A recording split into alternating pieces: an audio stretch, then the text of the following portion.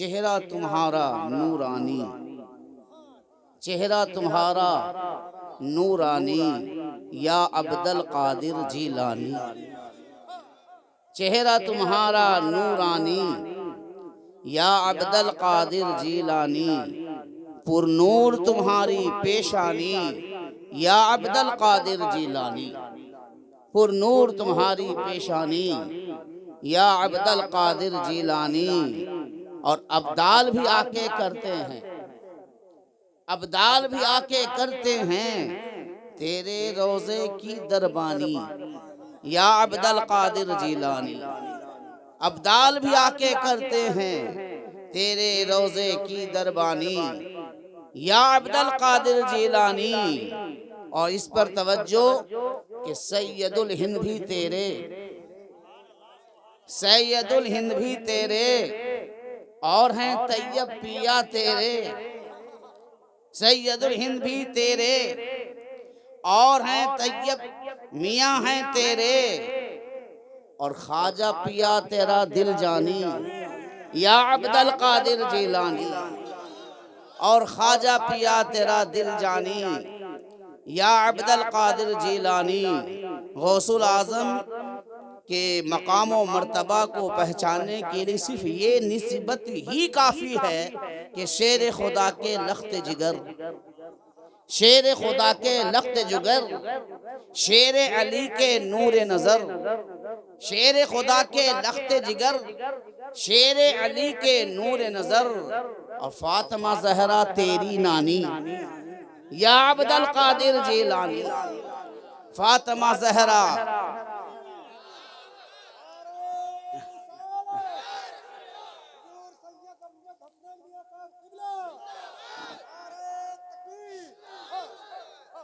شیر خدا کے لخت جگر، شیر علی کے نور نظر، اور فاطمہ زہرا تیری نانی، یا عبد القادر جیلانی۔ یہ نسبت ہے، یہ کون سی نسبت؟ نسبی نسبت۔ اب صفتی نسبت دیکھیے، صفتی نسبت، صفتی نسبت غوث الاعظم کا کیا ہے؟ ہوئے محبوب سبحانی محی الدین جیلانی، ہوئے محبوب سبحانی محی الدین جیلانی، مبارک ہو درخشانی محی الدین جیلانی۔ تمہاری ذات صدیقی، اب یہ دیکھیے صفتی نسبت کیا ہے؟ تمہاری ذات صدیقی، تمہاری بات فاروقی، تمہاری ذات صدیقی، تمہاری بات فاروقی، تمہارا فیض عثمانی، یا عبد القادر جیلانی، تمہارا فیض عثمانی، یا عبد القادر جیلانی، یا محی الدین جیلانی۔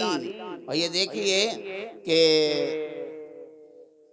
تمہارے نام لیواؤں نے تنگی و فاقہ نہیں دیکھا، تمہارے نام لیواؤں نے تنگی و فاقہ نہیں دیکھا، گزرتی ہے بآسانی محی الدین جیلانی، گزرتی ہے بآسانی محی الدین جیلانی۔ اور بروز حشر بھی رسوا ہونے نہیں دے گی، بروز حشر بھی رسوا ہونے نہیں دے گی تمہاری منقبت خوانی محی الدین جیلانی، تمہاری منقبت خوانی محی الدین جیلانی۔ حضرات محترم، بڑی تیزی کے ساتھ میں آپ کی بارگاہ میں کچھ باتیں بتانا چاہتا ہوں۔ ایسے تو اس اسٹیج پر علماء کرام، حضرت حافظ و قاری استاذ الاساتذہ قاری سمد صاحب قبلہ، علامہ اور دیگر علماء کرام ہیں۔ میں بس یوں کہتا ہوں کہ یہ خانہ آفتاب تمام شد، یہاں اس اسٹیج پر جتنے بھی ہیں سب اپنے آپ میں مثل آفتاب ہیں، جو اپنی اپنی جگہ پر چمک رہے ہیں، اور اس علاقے کے لوگ اس آفتاب سے روشنی لے رہے ہیں۔ آج ہمارے معاشرے میں تعارف کا ایک بہت بڑا چلن ہو گیا ہے۔ حضرت میں معذرت کے ساتھ جو آج کے حالات، تعارف، ایک بہت بڑا چلن ہو گیا ہے کہ مثلا میں یہاں آیا، سید کامل صاحب آئے، ایک نے کہا کہ یہ کامل میاں صاحب ہے، فلاں جگہ کے رہنے والے ہیں، ایک نے کہا کہ یہ سید امجد حسنین ہیں، فلاں جگہ کے رہنے والے ہیں، آپ نے پہچان لیا۔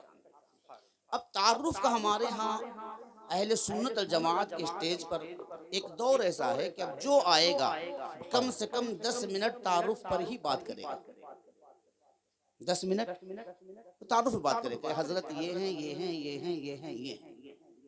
آپ یہ بتائیے کہ آپ کے کہنے سے کہ حضرت یہ ہیں، یہ ہیں، یہ ہیں، ہم ہو نہیں سکتے۔ آپ نام بتا دیجئے، پھر ہم آپ سے کلام کریں گے، کلام کرنے سے آپ کو پتہ چل جائے کہ حضرت کیا ہیں۔ سبحان اللہ، حضرت کیا ہیں؟ آپ کسی بڑے انجینئر کی 1000 آپ پوسٹر دیکھتے ہیں، کیا سب پوسٹر والے کو بلاتے ہیں آپ؟ تو تعارف کا ایک دور چل رہا ہے، اور جس غوث العظم کی بارگاہ میں خراج عقیدت پیش کر رہے ہیں، اس کڑی میں، اس ترتیب میں ایک عہدہ ہے، ایک منصب ہے جسے ہم کہتے ہیں فقر، جسے ہم کہتے ہیں فقر۔ بغیر فقر کے کوئی شخص بلندی نہیں پا سکتا، سبحان اللہ، بغیر فقر کے کوئی ولایت نہیں پا سکتا۔ اور آج ہم لوگ ان لوگوں کو فقیر مان رہے ہیں جن کے گھر میں آپ سے زیادہ کھانے کو، مگر وہ اسی لیے فقیر ہیں کہ ان کے باپ دادا فقیر تھے، تو اس لیے وہ فقیر بن گئے، وہ آپ نے بھی انہیں فقیر مانا ہوا ہے، وہ فقیر مانگنے والے ہیں۔ اصل میں فقر کیا ہے؟ دیکھیے تضاد آج ہم میں کیا ہے، ہم مانگنے والے کو فقیر کہتے ہیں، جبکہ فقر کا نام ہی ہے جو اللہ کے سوا دنیا سے بے نیاز ہو جائے، یعنی اللہ کے سوا کسی سے نہ مانگے، اس منصب کو فقر کہتے ہیں۔ اور یہاں معاملہ یہ ہو گیا کہ جو اللہ کے علاوہ سب سے مانگے، آج ہم اسے فقیر کہتے ہیں۔ اللہ سے نہیں مانگے گا، پوری دنیا سے دروازے مانگ رہا ہے، آج ہم اسے فقیر کہتے ہیں۔ حالانکہ فقر کی تعریف لغت میں دیکھ لیں، فقر کی تعریف آپ کسی بھی آپ لغت میں دیکھیں تو وہاں فقر کی تعریف کیا ہے کہ جو اللہ کے علاوہ لوگوں سے بے نیاز ہو جائے۔ غوث العظم فرماتے ہیں کہ فقر میں 4 لفظ ہیں، توجہ سے سننے کے موڈ میں ہیں آپ لوگ؟ فقر میں کتنے لفظ ہیں؟ 4 لفظ، فا، قاف، یا، را۔ جیسے فقیر ہم جب کہیں گے تو کیا ہو جائے گا؟ فا، قاف، یا، را۔ غوث العظم فرماتے ہیں فا اس بات کی طرف اشارہ کر رہا ہے فنا ہو جاؤ اپنی ذات میں، بے نیاز ہو جاؤ صفت و صفات سے، فنا ہو جاؤ اپنی ذات میں، بے نیاز ہو جاؤ صفت و صفات سے، یعنی اپنی ذات پر توجہ دو کہ تمہاری ذات کا معیار کیا ہے، اور صفت اور صفات سے بے نیاز ہو جائے کہ اب اس کی اگر تعریف کی جائے تو دل میں گھٹن ہو، تعریف کی جائے تو دل میں کیا ہو؟ گھٹن ہو، چبھن ہو، یہ کیا کیا ہمیں کہہ رہا ہے، اور ہم تو ٹھہرے گنہگار، ہم تو ٹھہرے خطاکار، آج ہم نے اتنی گناہ کیا، ہم نے یہ گناہ کیا، ہم نے یہ گناہ کیا، ادھر تعریف ہو رہی ہے اور ادھر فقر کا منصب یہ ہے کہ اپنی گناہوں پہ توجہ دے کر آنکھوں سے آنسو برسا رہا ہے۔ اگر کسی کو اپنی تعریف سن کر خوشی ہو رہی ہے تو سمجھ جائیے کہ وہ مومن تو بن سکتا ہے، مسلمان ہو سکتا ہے، فقر کے منزل پر قائم نہیں ہو سکتا۔ صفت و صفات سے بے نیاز ہو جائے، نہ اس کی صفت بیان کرنے سے اس پر کوئی اثر پڑے اور نہ صفات بیان کرنے سے اس پر اثر پڑے۔ دوسرا ہے قاف، فقر کے فقیر جب کہیں گے تو فا کے بعد کیا ہے؟ قاف۔ قاف غوث العظم فرماتے ہیں، یعنی غوث العظم کا وہ واقعہ تو آپ نے یاد کر لیا ہے اور وہ ترکیب یاد کر لیا ہے کہ توشہ شریف میں کتنے بادام ڈالنا چاہیے، کتنی الائچی ڈالنی چاہیے، کتنا لونگ ڈالنا چاہیے، کتنی کشمش ڈالنی چاہیے، اور کتنی اس میں منقع ڈالنا چاہیے، اور کتنا اس میں پستہ ڈالنا چاہیے۔ لیکن غوث اعظم نے ادھر بھی بتایا ہے کہ اپنے اندر کیا کیا ڈالنا چاہیے۔ توشہ میں تو یہ ڈالنا چاہیے، اپنے اندر کیا کیا ڈالنا چاہیے۔ ہم نے اپنے اندر ڈالنے والا کنارے کر دیا اور توشہ میں ڈالنے والا کا لسٹ بنا کر رکھ لیا۔ سبحان تو اب ہمیں غور کرنا ہے کہ ہمیں اپنے اندر کیا ڈالنا ہے۔ کاف اشارہ کرتا ہے قوت قلب، قوت قلب یعنی دل کا اتنا مضبوط ہو جانا کہ باطل ہوائیں آپ کو ٹس سے مس نہ کر سکیں۔ آپ دیکھتے ہوں گے بڑے بڑے عالم بہکے ہیں، بڑے بڑے زاہد بہکے ہیں، لیکن کسی فقیر کو بہکانا بڑا مشکل ہے۔ فقیر نہیں بہکتا ہے، واہ واہ فقیر نہیں بہکتا ہے۔ آپ نے ایسے بھی ملنگ کو دیکھا ہوگا کہ فقر کے منزل پر آ گیا اور مدرسے کا منہ نہیں دیکھا اور پوری دنیا نے مل کر مقابلہ کیا، لیکن اس کے دل میں ذرہ برابر بھی نہ شریعت کے خلاف کو ڈال سکا، نہ طریقت کے خلاف کوئی ڈال سکا۔ بے شک کیوں؟ اس لیے کہ فقر کا قاف اس کے قلب کو مضبوط کر دیتا ہے، قوت قلب۔ اور تیسرا ہے یا ہے یرجو، یرجو سے یعنی وہ کسی بھی نفسانی خواہشات کے طرف پلٹتا نہیں، جو بھی معاملہ ہو وہ پلٹنے والا نہیں ہے۔ اور دوسرا کیا ہے؟ را سے ہے۔ اب دیکھیے قوت قلب ہے کہ باطل قوتیں اسے ہلا نہیں سکتی، یہاں را سے ہے رقت قلب، یہاں را سے ہو گیا رقت قلب یعنی قلب کا نرم ہو جانا، موم ہو جانا، یعنی مخلوق خدا کے لیے قلب کا نرم ہو جانا اور باطل قوتوں کے سامنے قلب کا قوی ہو جانا۔ جب یہ چار چیزیں ایک جگہ جمع ہوتی ہیں تب بنتا ہے آدمی فقیر، اور فقیر کا منصب فقر ایسا۔ غوث اعظم فرماتے میں کئی دروازے پر گیا، میں نے کئی دروازے پہ دستک دی، زہد کے دروازے پر دستک دیکھا لوگ بھیڑ لگائے ہوئے ہیں، غنا کے دروازے پر میں نے دستک دی، دیکھا لوگ بھیڑ لگائے ہوئے ہیں، میں نے مشاہدہ کے دروازے پر دستک دی، دیکھا لوگوں کا بھیڑ لگا ہوا ہے، میں فکر کے دروازے پر گیا، دیکھا بالکل خالی ہے، وہاں سے سیدھے میں رب کے پاس پہنچ گیا، فکر سے میں رب کے قریب ہو گیا، کیونکہ یہ دروازہ خالی تھا۔ کیوں خالی تھا؟ بڑا مشکل دروازہ تھا، بڑا مشکل دروازہ تھا۔ اب ہم اور آپ دیکھیے خوف کے بارے میں بات کرتے ہیں۔ ان اولیاء الا المتقون، ولی تو وہی ہے جو اللہ سے ڈرنے والا ہے، اللہ سے جو ڈرنے والا ہے بس وہی ہے ولی۔ تقوی، خوف، جانتے ہیں غوث اعظم نے خوف کی 4 قسمیں بتائی ہیں، خوف کی 4 قسمیں بتائی ہیں۔ ایک خوف تو وہ ہے جو باطل خوف ہے، جس کی کوئی قسم نہیں ہے، وہ سیدھے ایک ہے جو باطل ہے۔ جیسے باطل خوف کا معنی کیا ہو گیا کہ بچہ بیمار پڑ گیا،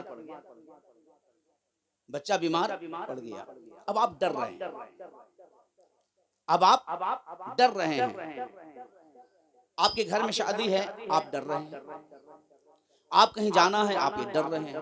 تو یہ ڈر اس لیے ہوتا ہے کہ ابھی آپ کو یہ نہیں معلوم ہے کہ اللہ جو چاہے گا وہی کرے گا اور جو اللہ چاہے گا وہی ہوگا، یہ ایمان آپ کا نہیں ہے، اس لیے آپ جگہ جگہ خوف کھاتے رہتے ہیں۔ تو اس خوف کی ہم بات نہیں کر رہے ہیں، ہم اولیاء اللہ کے خوف کی بات کر رہے ہیں۔ غوث اعظم فرماتے ہیں کہ جو اس دائرے پر آتے ہیں رب کے راستے پر، ان میں جو خوف ہوتے ہیں اس کی 4 قسمیں ہوتی ہیں۔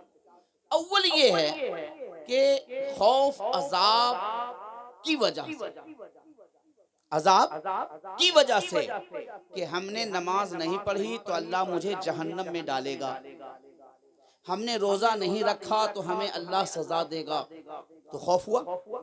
یہ خوف ہے کہ خوف میں وہ ڈوبا چلا جا رہا ہے کہ اللہ مجھے عذاب دے گا، اللہ مجھے عذاب دے گا. تب عذاب دینے کی وجہ سے، عذاب اس کو مل نہ جائے اس کی وجہ سے وہ خوف کھا رہا ہے. لیکن دوسری جگہ فرمایا کہ پھر یہ ایک خوف ہے. عابد کا خوف کیا ہے؟ عابد کیسے خوف کھاتے ہیں؟ کہ عابد کا خوف یہ ہے کہ وہ یعنی ایک ہے کہ نماز نہ پڑھا تو اب گناہ ملے گا، یہ خوف ہے. اور عابد کا خوف یہ ہے کہ نماز پڑھ لیا، ثواب ملے گا کہ نہیں ملے گا، اللہ قبول کرے گا کہ نہیں کرے گا، اللہ اسے مانے گا یا نہیں مانے گا، اللہ اس کا جزا دے گا کہ نہیں دے گا، اس لائق میری عبادت ہے یا نہیں ہے. اب اس خوف میں پڑا ہوا ہے، خوف کھا رہا ہے، اللہ اسے ثواب دے رہا ہے. کیوں؟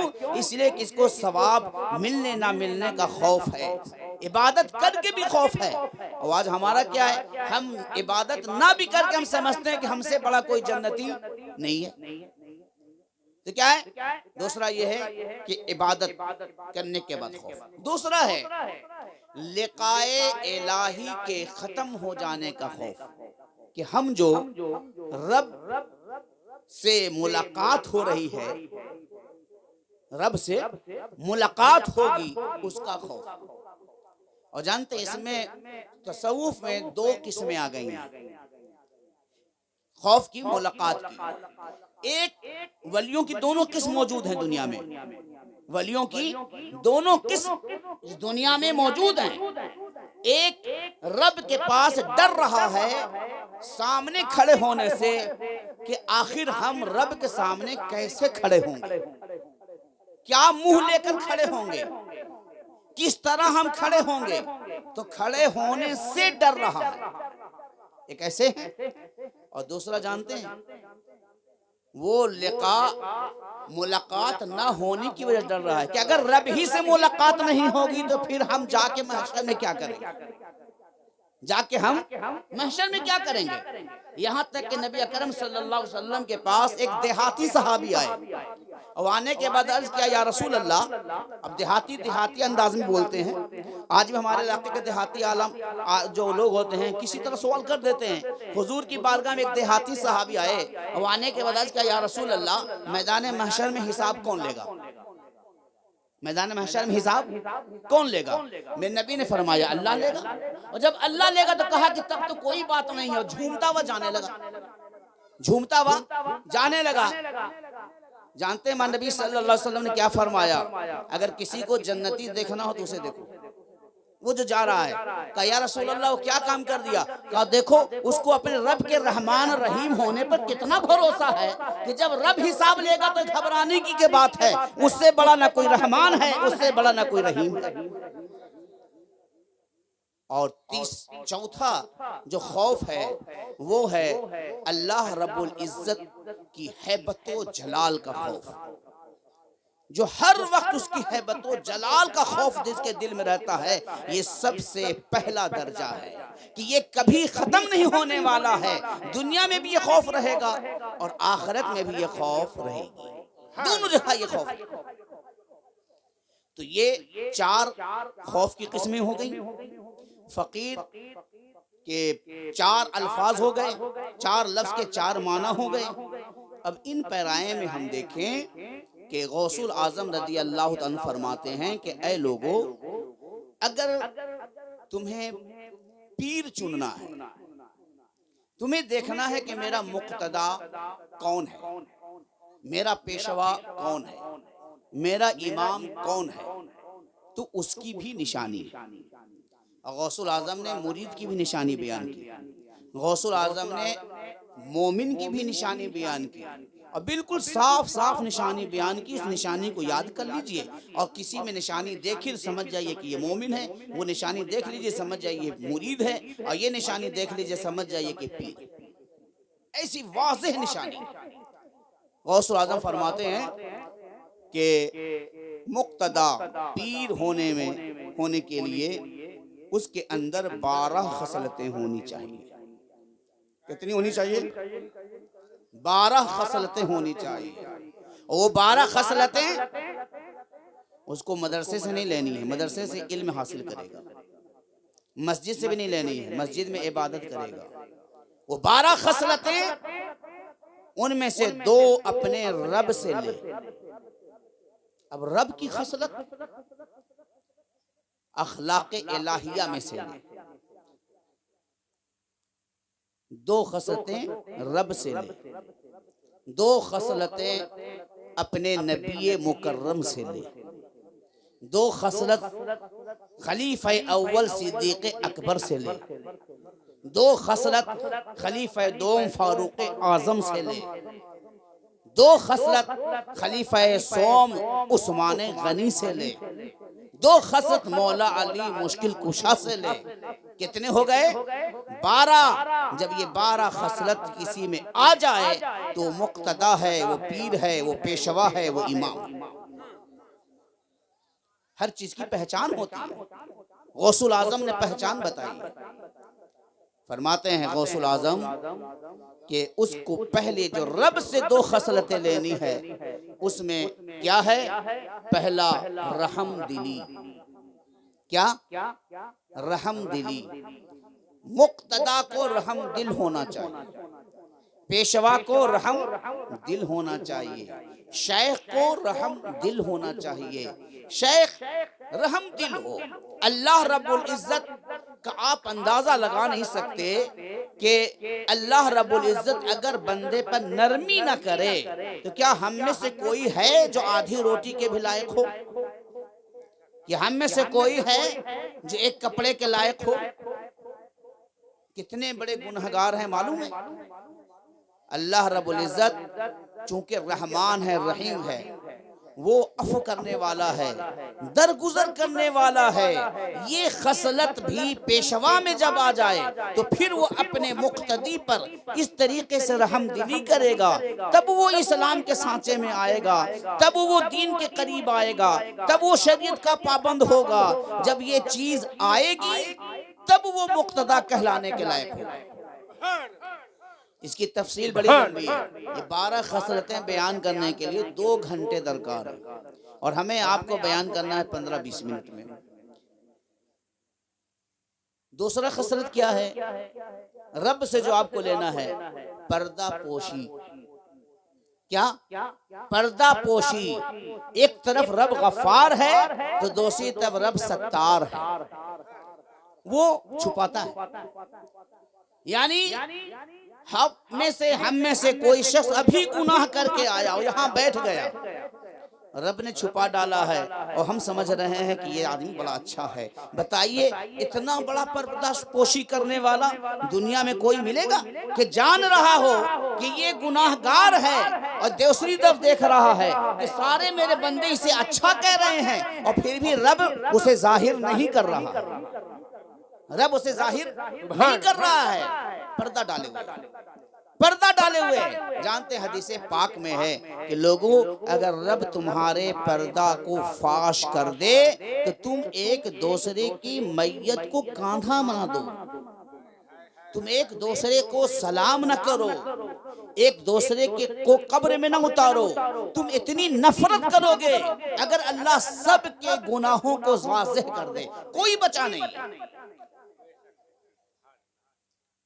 انسان ہے، الانسان مرکب و خطا و نسیان، انسان تو کہتے ہی اسے ہیں جسے خطا اور نسیان کا مرکب ہو، لیکن پلٹ کر رب کی طرف آتا ہو، سرزد گناہ ہو جائے فوراً توبہ کرے، اے رب گناہ ہو گیا، تو میرا کریم ہے، معاف فرما دے اور میرے عیب کو چھپا ڈال۔ پچھلی زمانے میں کیا ہوتا تھا جانتے ہیں؟ اللہ رب العزت انہیں بھی چھپاتا تھا، انہیں بھی بخشتا تھا، لیکن وہ اور نبی تھے۔ جب یہ نبی آئے جو نبی محبوب بھی ہیں، حبیب بھی ہیں، پیغمبر اعظم ہیں، آخری نبی ہیں، پچھلی قوموں کا حال یہ ہوتا کہ اگر وہ چوری کرتے تو کبھی ان کے دروازے پر لکھ دیا جاتا کہ اس نے چوری کیا، جھوٹ بولتا تو لکھ دیا جاتا ہے جھوٹ بولا ہے، زنا کرتا دروازے پہ لکھ دیا جاتا زنا کرتا ہے۔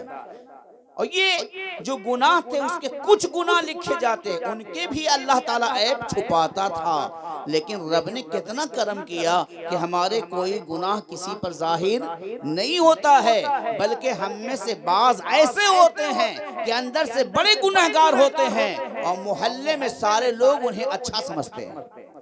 یہ کس کا فضل ہے؟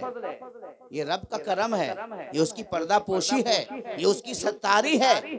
تو یہی صفت مقتدی میں بھی ہونا چاہیے، اس لیے کہ مقتدی کے پاس، پیر کے پاس تو ہر طرح کے مرید آئیں گے، سب ولی تو نہیں آئیں گے، سارے کے سارے نمازی تو نہیں آئیں گے، سارے کے سارے عابد و زاہد تو نہیں آئیں گے، اس میں کوئی خطا کار بھی ہوگا، کوئی گنہگار بھی ہوگا، کوئی طرح طرح کے عادتوں میں ملوث ہوگا۔ اگر سب کو ظاہر کرنے لگا تو پھر وہ تو حال یہ ہوگا کہ ایک مرتبہ جو تبلیغی جماعت ہوتی ہے، وہ تبلیغی جماعت ایک شخص کو لے کر ہر جگہ جاتے اور کھڑا کرتے کہتے کہ دیکھو تبلیغی جماعت کام اتنا اچھا کر رہی ہے کہ آپ اندازہ نہیں کریں گے، دیکھیں یہ شخص ہے پہلے شراب پیتا تھا، آج الحمدللہ یہ نمازی بن گیا۔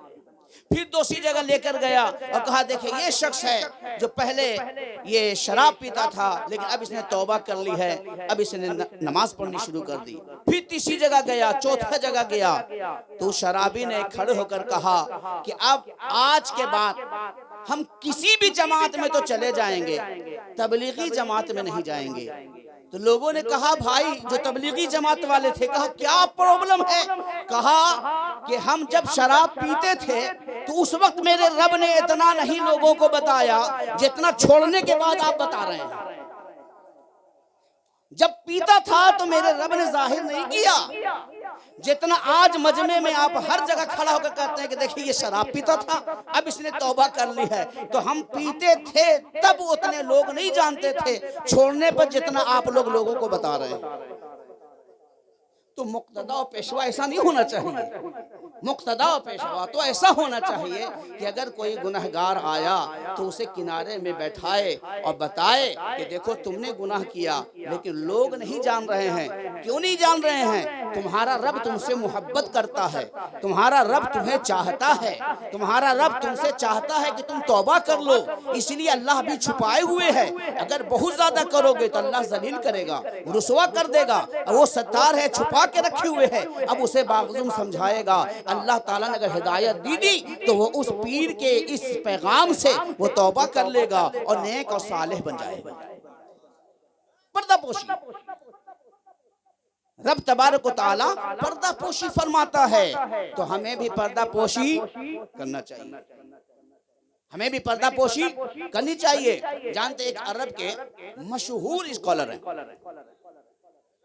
اور بہت بڑے رائٹر اور مصنف زمانے میں گزرے ہیں، انہوں نے کہا کہ میرے گھر کے سامنے سے ایک عورت کسی تشت پر کوئی بات، کوئی سامان لے کر اوپر سے جو خان پوش ہوتا ہے اس پر سے چادر ڈالے وہ کہیں جا رہی تھی۔ تو میں نے، چونکہ وہ خاتون میرے پہچان کی تھی، تو میں نے پوچھ لیا کہ اس میں کیا ہے، اس میں کیا ہے؟ تو اس خاتون کا ایک جملہ ہمیں اتنا متاثر کیا کہ آج تک ہم اس سے فائدہ اٹھا رہے ہیں۔ خاتون سے پوچھا کہ اس میں کیا ہے تو خاتون نے جواب دیا اگر بتانا ہوتا تو ڈھانپتی کیوں،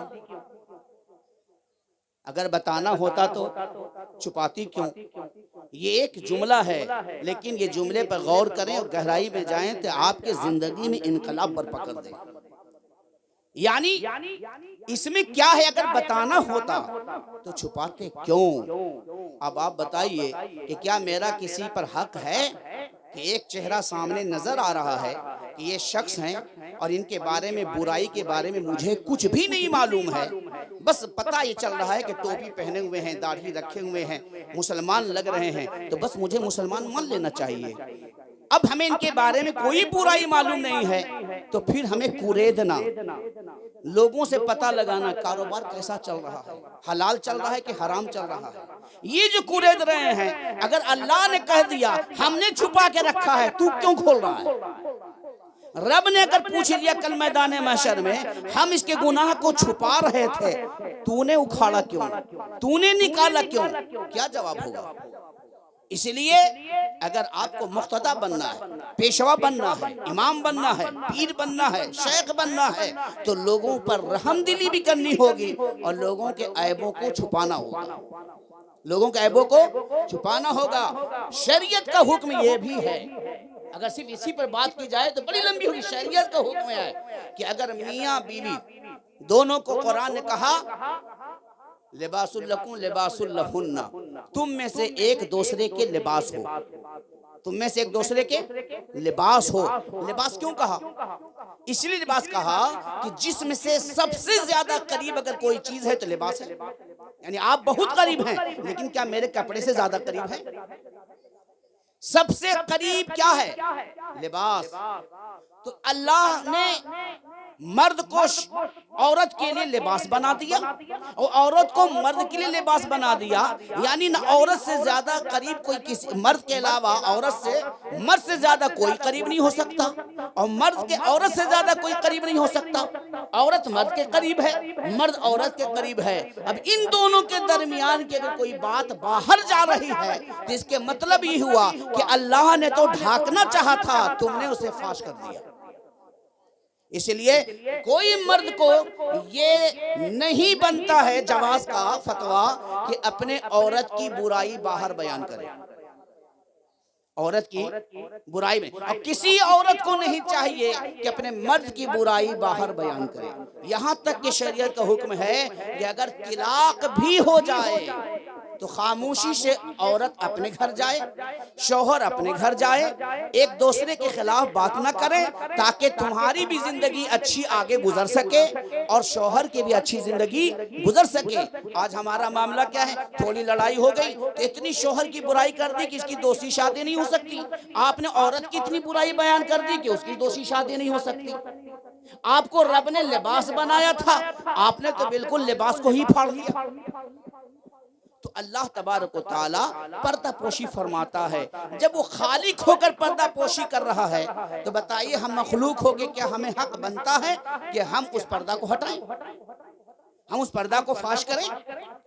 تو کوئی بھی کسی کے پردہ کو فاش نہ کرے۔ اب دیکھیے اللہ اجر کیا دیتا ہے۔ کوئی شخص کسی کے برائی کو جانتا ہو، کوئی شخص کسی کے، مثلا ایک شخص ہے جس نے شراب پی لیا اور آپ جان گئے، تو آپ جان گئے تو آپ کو چاہیے کہ آپ کے اندر اگر اتنی ہمت اور طاقت اور صلاحیت ہے تو اسے اچھے سے سمجھائیں، کہ ڈرائیں کہ دیکھو شراب حرام ہے، مت پیو، اللہ ناراض ہوگا، تمہیں عذاب دیا جائے گا، ڈرائیں۔ کوئی شخص کسی کا عیب جانے اور چھپا دے، حالانکہ وہ عیبدار ہے، ایسا نہیں کہ عیب نہیں کیا، عیب ہے اس کے اندر، اب وہ کوئی جان رہا ہے لیکن اسے چھپا دیا، اللہ فرماتا ہے ہم کل میدان محشر میں اس کے عیب کو چھپا دیں گے۔ یہاں آپ بندے کا عیب چھپائیں گے، اللہ وہاں میدان محشر میں آپ کے عیب کو چھپائے گا۔ یا آپ کے چھپانے سے تو کوئی فرق زیادہ نہیں پڑنے والا ہے، لیکن وہاں اللہ آپ کے عیب کو چھپا دے گا تو آپ کا بہت بڑا کام ہو جانے والا ہے۔ اس لیے دنیا میں اپنے آپ کو، اپنے وقار کو بڑھانے کے لیے کسی دوسرے کی گرانے کی کوشش نہ کریں۔ اگر کسی کے ساتھ ہمارا حالات ہے، ہمارے اسٹیج پر بھی ہو رہا ہے، مدرسے میں بھی ہو رہا ہے، مساجد میں بھی ہو رہے ہیں، ائمہ میں بھی ہے، عوام میں بھی ہے، کوئی خالی نہیں ہے۔ کسی کے سامنے کوئی اگر تعریف کرنا شروع کر دے تو کہہ دے گا ٹھیک ہے لیکن ان کے بارے میں نے یہ بھی سنا ہے، اور یہ بولنے کی کیا ضرورت تھی آپ کو؟ کوئی تعریف کر رہا ہے سن لینا چاہیے۔ بھائی ایک اللہ کے بندے کی تعریف ہو رہی ہے، کسی عالم کی تعریف ہو رہی ہے، کسی شاعر کی تعریف ہو رہی ہے، کسی حافظ کی تعریف ہو رہی ہے، کسی مدرس کی تعریف ہو رہی ہے، سن لیجئے، کہیے کہ ہاں ہاں بہت اچھا ہے، کم سے کم وہ کہہ رہا ہے اس کی تائید کر دیجئے۔ تائید نہیں کرتے ہیں خاموشی سے سن لیجئے، لیکن اگر آپ تعریف ہو رہی ہے تو آپ کو برداشت نہیں ہو رہا ہے، کھانا ہضم نہیں ہوگا، کہیں گے کہ ہاں ٹھیک ہے لیکن وہ بہت ایسی ہے۔ عورتوں کا مسئلہ اگر کسی عورت کی تعریف کرنے لگے ہاں سب ٹھیک ہے لیکن ہم بھی اس کو جانتے ہیں، یعنی ایک شک ڈال کے کسی مرد کے اگر اچھے قاری کی تعریف کرتے ہاں ہاں بہت اچھے ہیں لیکن ان کو ہم نے فلاں جگہ ایسا سنا ہے، یہ آپ کو بولنے کی کیا ضرورت ہے؟ اللہ نے چھپا رکھا ہے، آپ کیوں ظاہر کر رہے ہیں؟ رحم دلی اور پردہ پوشی دو چیزیں لینی ہے اپنے آقا مصطفیٰ جان رحمت کی خصلت میں سے۔ دو چیزیں، دو ہو گئی نا، دو خصلتیں اور کہاں سے لینی ہے؟ اپنے نبی کے خصلت مبارکہ سے۔ ساری خصلتیں ہماری نبی کی مبارک ہیں، سب پر عمل کرنا ہے، دو کو خاص لینا ہے۔ تاکہ آپ اس لائق بن جائیں کہ لوگ آپ کی اتباع کریں، لوگ آپ کی پیروی کریں۔ اول کیا ہے؟ شفقت۔ سبحان اللہ۔ اول کیا ہے؟ شفقت۔ شفقت، شفقت کرنا۔ آج ہمارے درمیان سے شفقت ختم ہو گیا، ہمارے درمیان سے شفقت ختم ہو گیا ہے۔ یعنی یوں سمجھیں کہ آج اگر کوئی کسی کی تعریف کر رہا ہے تو کسی وجہ سے تعریف کر رہا ہے، کسی ضرورت سے تعریف کر رہا ہے، یعنی اس کے دل میں شفقت نہیں ہے۔ دل میں شفقت ہو ایک مسلمان کے لیے، دل میں شفقت ہو اللہ کے بندوں کے لیے، دل میں شفقت ہو اپنے بھائیوں کے لیے، دل میں شفقت ہو اپنے معاشرے کے لیے، دل میں شفقت۔ یہ خصلت حضور صلی اللہ علیہ وسلم سے لینی پہلی شفقت۔ حضور صلی اللہ علیہ وسلم کی شفقت کا عالم جانتے ہیں کیا تھا؟ حضور صلی اللہ علیہ وسلم نبی ہیں، مسجد اقصی میں 1,24,000 کم و بیش کی امامت فرما رہے ہیں، اور یہ نبی مدینہ شریف کے بازار میں نکلے۔ کیا نکلے؟ بازار میں نکلے، دیکھا کہ ایک صحابی جو ہے وہ سبزی بیچ رہے ہیں، ایک صحابی سبزی بیچ رہے ہیں، اور میرے نبی صلی اللہ علیہ وسلم نے دیکھا تو صحابی کے پیچھے سے جا کر ان کی آنکھوں پر اپنا ہاتھ رکھ دیا۔ آنکھوں پر کیا رکھا؟ جیسے آج کل کہتے ہیں نا بھائی کہ پہچانو ہم کون ہیں، پہچانو ہم کون ہیں۔ تو حضور مسجد اقصی کا اندازہ لگائیے، وہاں 1,24,000 کل انبیاء کی امامت فرما رہے ہیں، اور شفقت کا عالم یہ دیکھیے کہ ایک غریب صحابی جو سبزی بیچ رہے ہیں، آج ہم میں اگر کسی کے پاس ₹1,00,000 ہو جائے تو ₹1,000 والے کے پاس بیٹھنا نہیں چاہتا ہے۔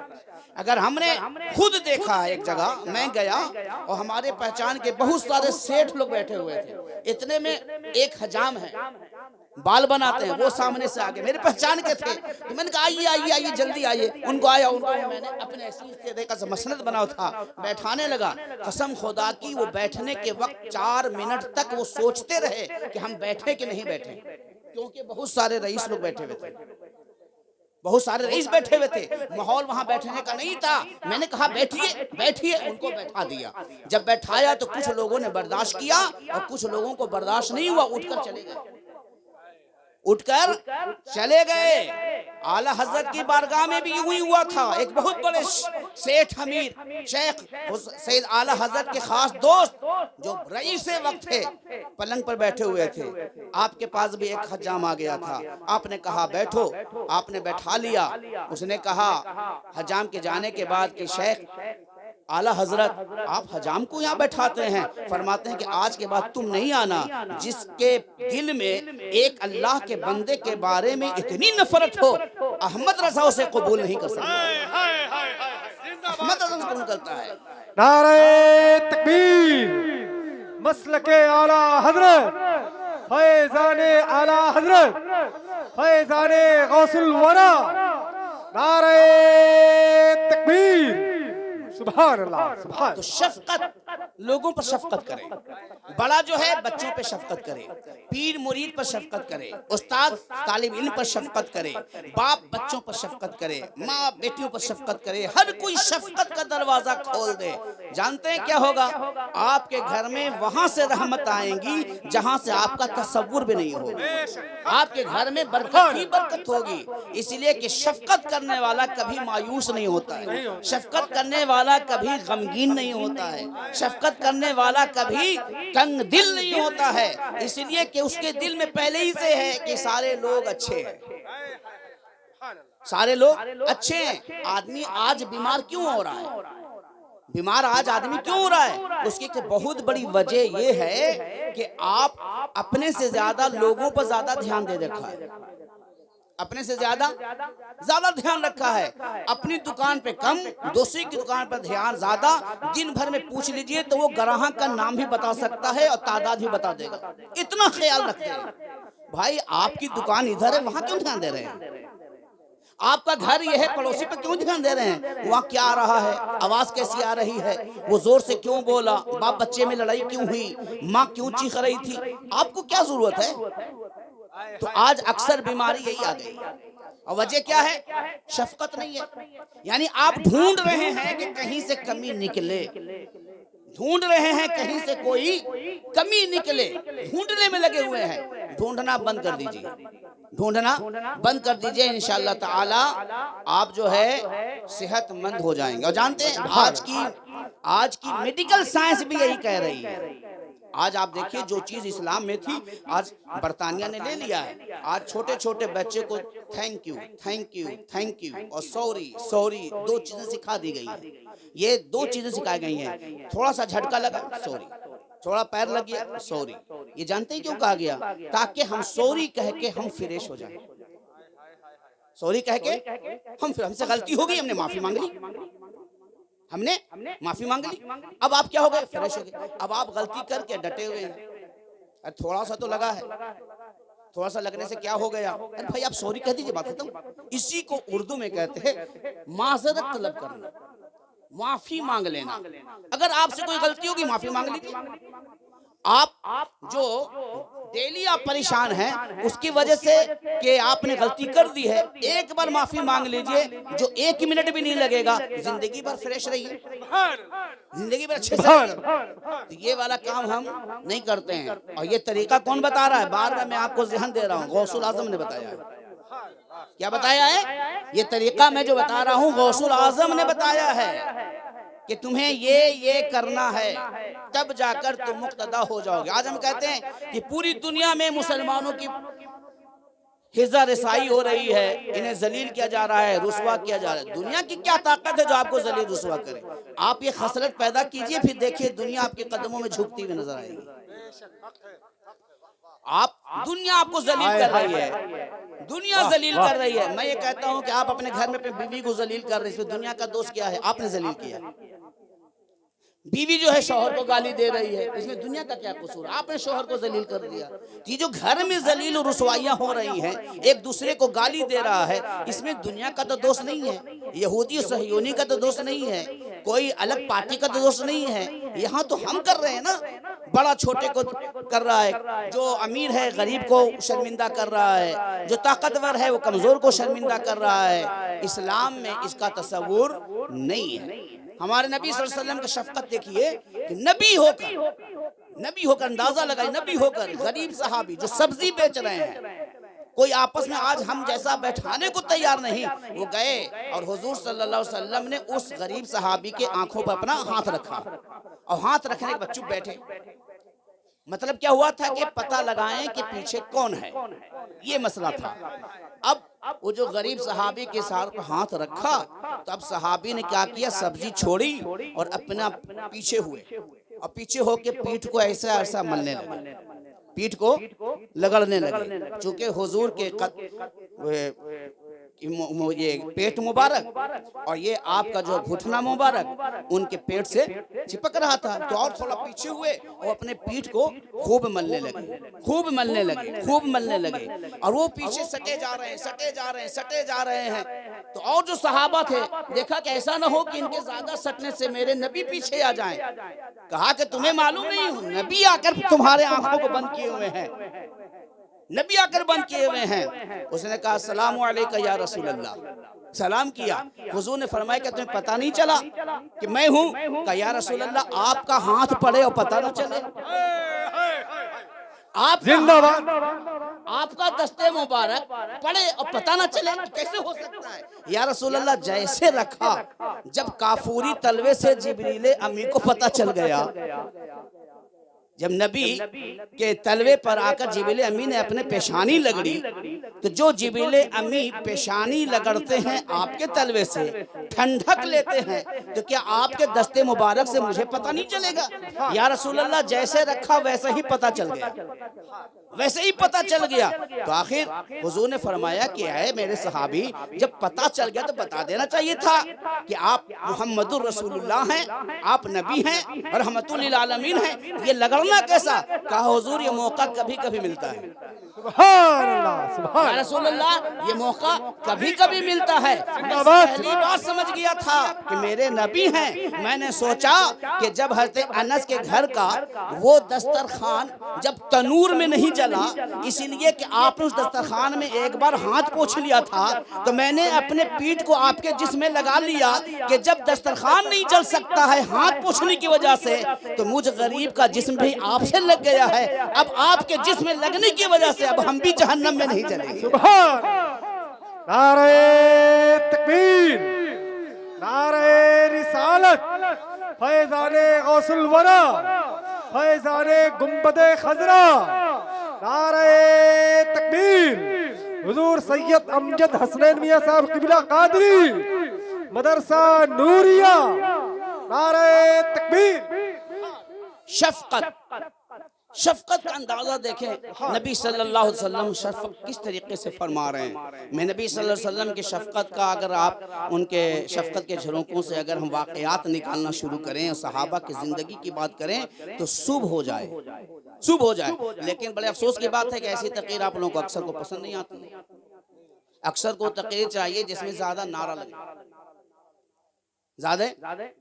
لگے، اور اس کے بعد وہ دو چار غوث الاعظم کی مشہور واقعات اور اسی کو ٹھوک کے اس طریقے سے بیان کرنا کہ کرسی کمزور ہو تو ٹوٹ جائے۔ آج کا دور یہ نہیں دور ہے۔ بڑے بڑے سیمینار میں جائیے، جن کے پاس کوئی تہذیب نہیں، جن کے پاس کوئی تمدن نہیں، ان کے ہاں آپ جائیے اور کس طریقے سے کسی موضوع اور ٹاپک پر بات ہوتی ہے، آپ دیکھیے آپ دنگ رہ جائیں۔ آج تہذیب و تمدن ہمارے یہاں ہے، لیکن انداز تمدن ہمارے پاس نہیں ہے۔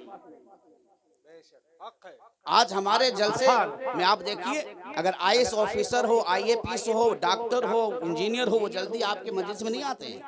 کیوں نہیں آتے ہیں؟ وہ ادھر سے چلا رہا ہے، وہ ادھر سے چلا رہا ہے، وہ ادھر سے چیخ رہا ہے، دائیں والے بولو، بائیں والے بولو، پیچھے والو، جس کا ہاتھ ہے وہ ہاتھ اٹھائے، جس کا نہیں ہے نہیں اٹھائے۔ بھائی یہ میلاد مصطفیٰ ہے، اب ہمیں اپنے جلسے کے معیار کو سنبھالنا ہوگا، معیار کو سنبھالنا نہیں سنبھالیں گے تو مسئلہ کیا ہوگا؟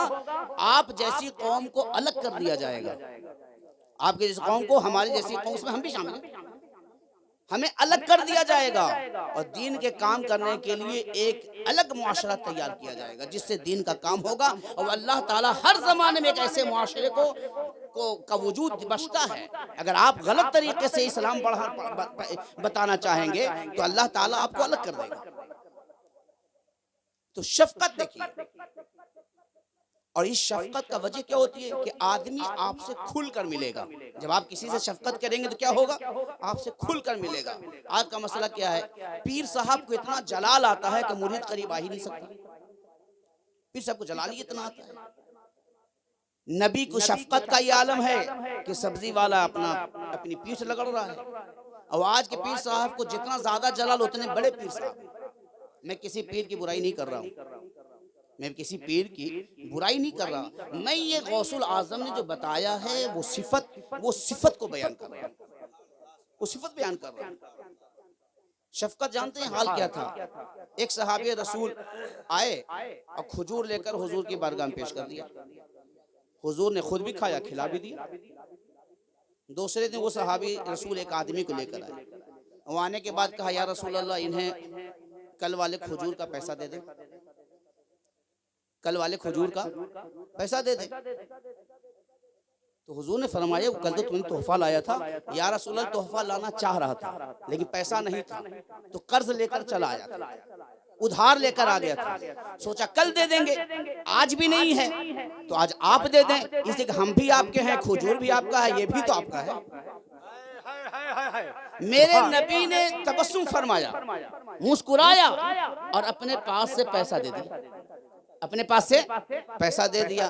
جانتے ہیں اس صحابی رسول کا ہر وقت یہ کام ہوتا کہ وہ نہ تو منقبت نہیں پڑھتے، وہ حدیثیں نہیں سناتے تھے، جب دیکھتے تھے کہ نبی صلی اللہ تعالی وسلم کسی امت کے غم میں اور فکر میں مغموم نظر آ رہے ہیں تو کوئی بات ایسی جا کر کہہ دیتے تھے جیسے حضور مسکرا دیتے تھے، جسے حضور مسکرا دیتے تھے۔ یہ حضور کی شفقت تھی، تو صحابہ اس طریقے سے کھل کر حضور سے ملتے تھے۔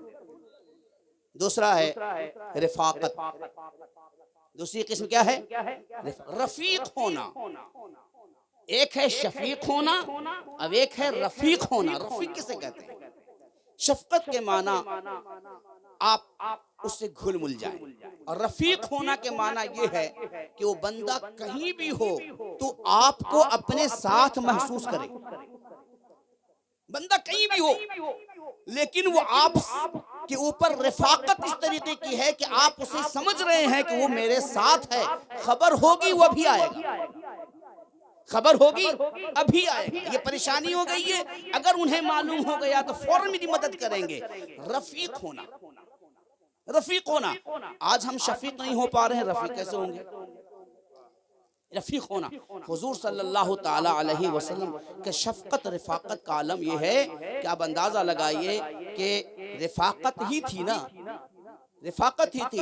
اعلیٰ حضرت نے ایک شعر میں اس رفاقت کی ترجمانی کی ہے، کیا فرمایا اعلیٰ حضرت نے کہ چور حاکم سے چھپا کرتے ہیں یا اس کے خلاف، چور حاکم سے یعنی جو چوری کیا وہ پولیس چوکی میں جائے گا، وہ جج کے پاس جائے گا نہیں، یہاں کیا ہے حضور کی بات، رفاقت ایسی ہے، چور حاکم سے چھپا کرتے ہیں یا اس کے خلاف، تیرے دامن میں چھپے چور نرالا تیرا، چوری بھی کیا ہے آپ ہی کے دامن میں آیا ہے، یا رسول اللہ غلطی ہو گئی ہے معاف، ہمارے چھٹکارا کا کوئی طریقہ بتا دیں۔